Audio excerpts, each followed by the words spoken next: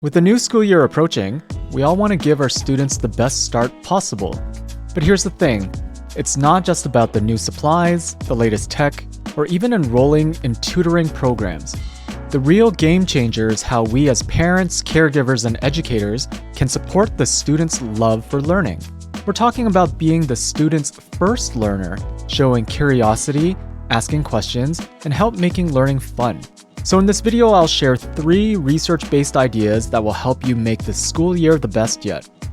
First, have appropriate high expectations. It's crucial to understand the balance between challenging the student and overwhelming them. This is where the Goldilocks principle comes in. Not too hard, not too easy, and definitely not too boring. If you set expectations too low, people will likely meet them, but won't go beyond that. If you set them too high, they might try for a while, but eventually they'll give up due to exhaustion or feeling unable to reach an impossible goal. Expectations should stretch the student's ability just enough to foster growth without causing frustration or disinterest. By setting the bar at just the right height, you help the students develop resilience and a sense of accomplishment. But how do you know if your expectations are appropriately high? Start by understanding their current abilities and then aim a little higher. It's important to set goals that are within reach, but that still requires effort and persistence. For example, if a young child is learning to add numbers, the next step may be to introduce the child to learn subtraction. Similarly, a high school student who just finished reading a novel like Lord of the Flies should be encouraged to explore critical thinking, interpretation, or literary analysis. Encourage the student to see mistakes as part of the learning process, not as failures. This will help them develop a growth mindset where they believe their abilities can be developed through hard work and dedication. Finally, be clear and consistent with your expectations. Students thrive when they know what is expected of them and why. Create an environment where learning is valued and expectations are transparent. This clarity will help the student understand what they need to do to succeed and build the autonomy and competence necessary for lifelong learning. So by setting appropriately high expectations, you're not just helping your students succeed in school, you're laying the foundation for them to become confident, resilient learners who are ready to face the challenges of life. Second, make reasonable demands and be highly responsive. Supporting students is a delicate balancing act. On one hand, you need to set boundaries and make demands that encourage the student to grow.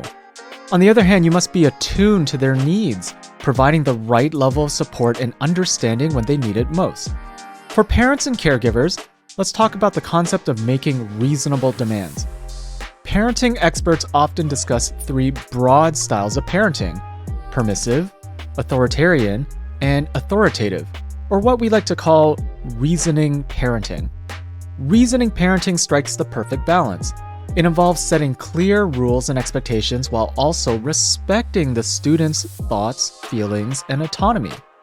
When you make reasonable demands, you're not just telling the student what to do, you're guiding them to understand why it's important. For instance, instead of saying, "You need to do your homework," you might say, "Doing your homework helps you practice what you learned in class today and prepares you for tomorrow." This approach helps them internalize the importance of their actions, making them more likely to take ownership of their responsibilities. But reasonable demands alone are not enough. The second part of this step is being highly responsive to the student's needs. This means really listening to them, understanding their struggles, acknowledging their feelings, and being there to support them when things get tough. Being highly responsive involves more than just hearing the student's words. It's about being emotionally available and providing guidance that aligns with their current abilities and emotional state. When you combine reasonable demands with highly responsiveness, you're teaching students how to navigate challenges with confidence. They learn that while there are expectations they need to meet, they're not alone in meeting them. You're there to guide, support, and help them through the process. Third, the power of community. In today's interconnected world, neither you nor the student has to navigate the challenges of learning and growing up alone. The concept of community plays a crucial role in the student's development, and understanding this can help you leverage the support systems around you. So as a caregiver or educator, you have access to an abundance of resources, whether it's online communities, support groups, or simply the wisdom of friends and family. The internet has made it easier than ever to find advice, connect with other parents, and share experiences. However, it's important to remember that not all advice is created equal. So seek out communities that are evidence-based, aligns with your values, and be mindful of the information you choose to act on. The student also is surrounded by a vast community that influences their learning and development. From siblings to classmates, friends to mentors, those social connections are vital. One of the most important lessons students learn from interacting with others is how to build and maintain friendships. Friendships teach them empathy, communication, and the ability to collaborate, skills that are essential not just for school but for life. As children grow into teenagers, the role of friends become even more significant. During this stage, friendships often transition from casual playmates to close confidants, people with whom they share their deepest thoughts, fears, and dreams. This shift is known as reputation enhancement, where teenagers start to build a social identity that reflects how they want to be perceived by their peers. As a caregiver or educator, it's essential to support this aspect of students' life. Encourage them to form positive, supportive friendships and be available to listen when they need to talk about their social experiences. But what happens when social interaction gets complicated? Conflicts with friends, bullying, or feelings of loneliness can be challenging for children and teens. It's in these moments that your support becomes vital. Teach them conflict resolution skills and help them understand the value of empathy and communication in resolving disputes. Ensure they know it's okay to seek help, whether from you or a teacher or another trusted adult. Another important aspect of community is involvement in group activities, such as sports teams, clubs, churches, community events. These activities not only provide a sense of belonging, but also teach valuable life skills like teamwork, leadership, and responsibility. Encourage the student to participate in activities that interest them and support their involvement as much as possible.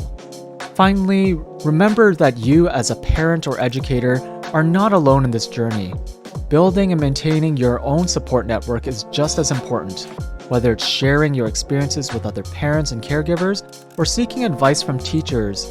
Your community can provide the encouragement and resources you need to be the best caregiver you can be. Thank you for being part of your student's journey. By setting high expectations, staying responsive, and building a strong community, you're helping them grow into confident learners. So let's make this school year the best one yet. If you found this video helpful, please like, subscribe, and check out my other videos for tips and resources. See you next time.